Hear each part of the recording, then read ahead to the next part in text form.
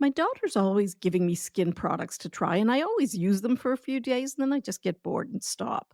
But since I started using OneSkin, and that's today's sponsor, I've been using it twice a day without fail. And I'm not kidding. I've been using it around my eyes and on my face.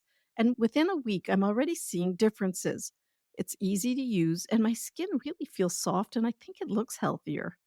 I'm sure you know this already, but stress, hormone fluctuations, and a lack of sleep can affect your skin. From dry skin to dark spots and acne, your complexion may not be where it used to be, and that's totally normal. However, one skin can really help. I like this company. It's an all women team of scientists, and they've developed a peptide called OS1, and it improves the health of your skin basically from inside out. In other words, it gets to the root of the problem. And as a physician, it's important to me that the benefits have been backed by studies. Now, for the first time, I'm recommending a skincare product to my daughter. So you can get started today with 15% off using the code Toddlers at oneskin.co. That's 15% off oneskin.co with the code Toddlers. Now, after you purchase, they're going to ask you where you heard about them. So please let them know that Toddlers Made Easy referred you to them, as that's one way of supporting the show. Welcome to Toddlers Made Easy, where there's no fluff, just practical, research based, 15 minutes or less parenting strategies.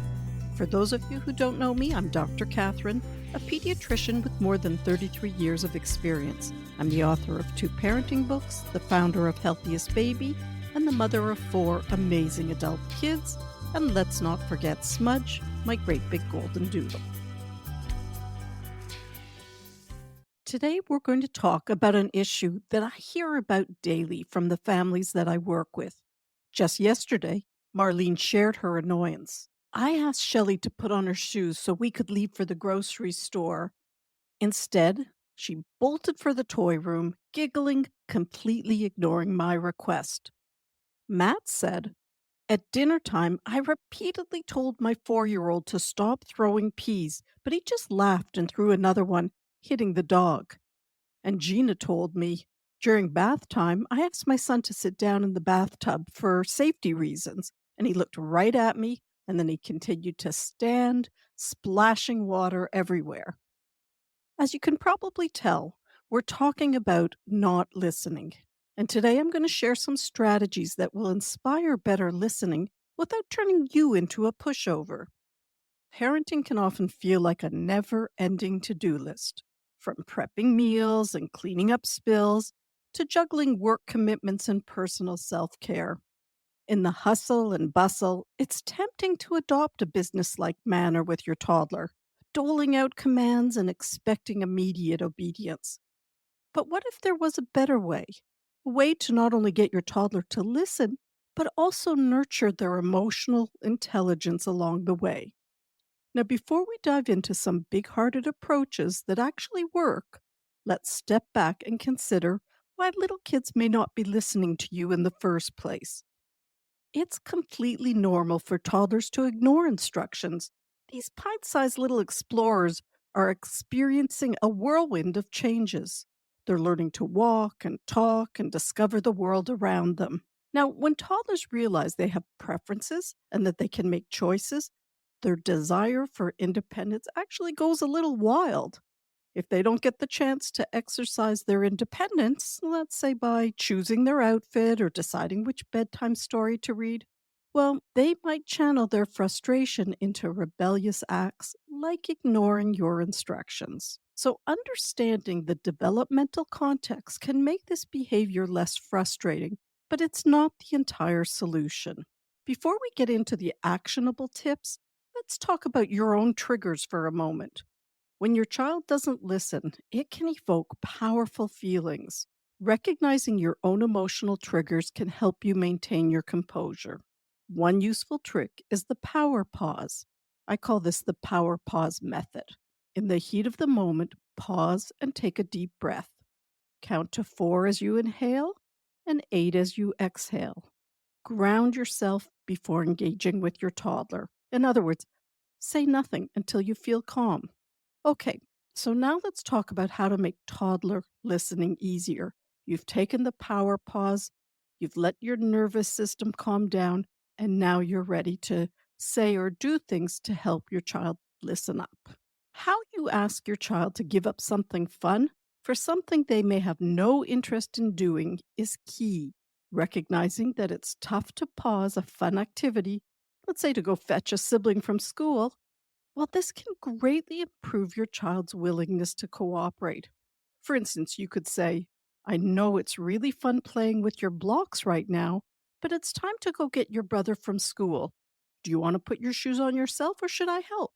Or here's another example. I see you're really into your coloring right now, and I know it's really hard to stop when you're having fun. Would you like to bring a few crayons and a coloring book with us to pick up your sister? Or would you rather just finish your drawing when we get home? You could also say, I get it. You're having a blast on the swing, but we have to go grocery shopping now. Do you want to help pick out the snacks or would you like to push the cart? You see, by recognizing your toddler's feelings, you're helping them to feel seen.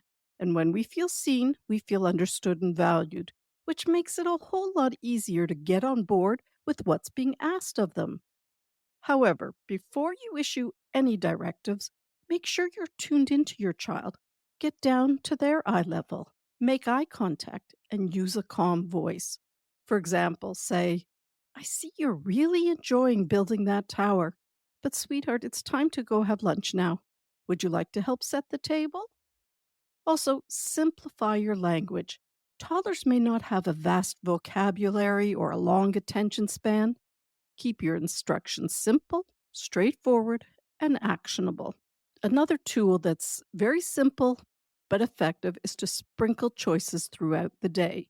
To empower and engage their need for control, offer two acceptable options. So instead of saying, put on your jacket, you could say, would you like to wear your red jacket or your blue one?